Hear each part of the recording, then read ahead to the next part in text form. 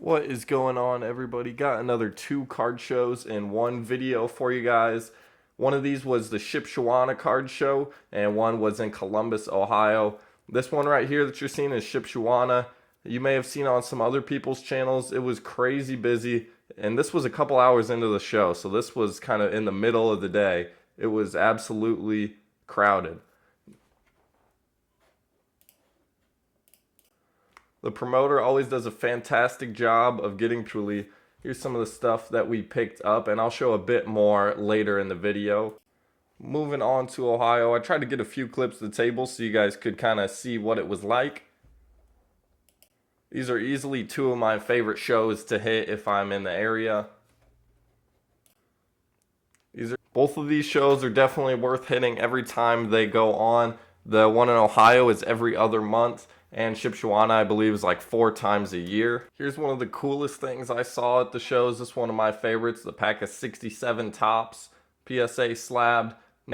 There's also some really cool tobacco cards here, and I think Chris Sewell would classify these as run over by a truck division, but these were actually pretty tempting just based on the price that they were at. A little more of the tables there. I managed to pick up some Cracker Jack Commons and then some Gaudy Hall of Famers as well.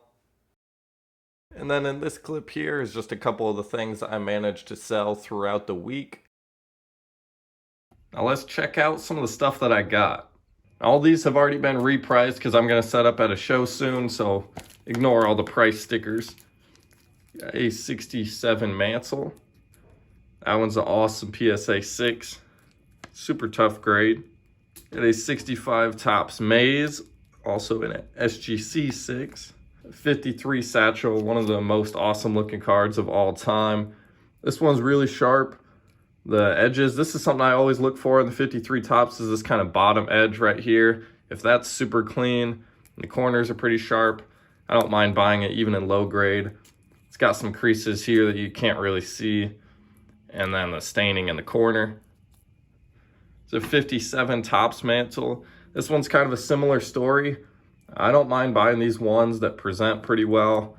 The edges, centering, everything's all right. Just some creases kind of going through the middle. The 1960 Mansell. This is up there with one of my favorite looking ones of the Mansell cards. Super bright colors.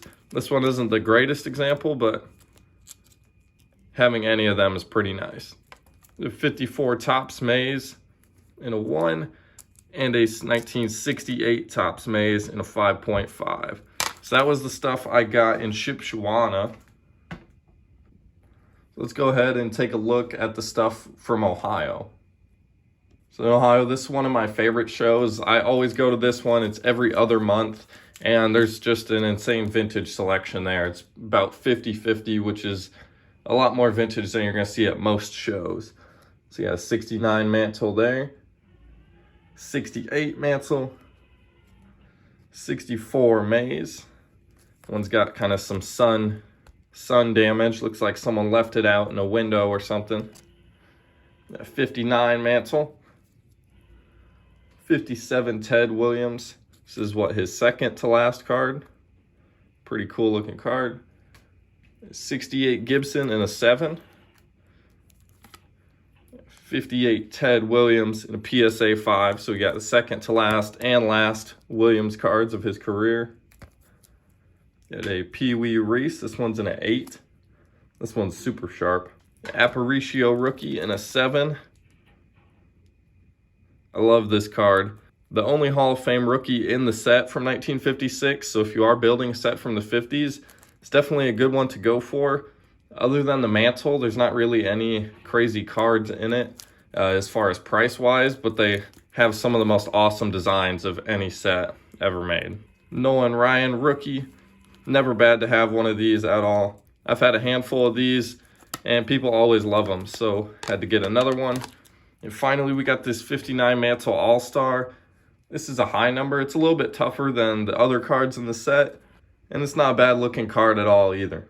Now there was one more bigger purchase from this week. One of my friends over on Twitter reached out to me, said he was looking to make a big purchase soon and kind of wanted to move off some of his stuff that he didn't really need anymore, in hopes of bidding on a Grail card for him, which was a 1949 Bowman Jackie Robinson.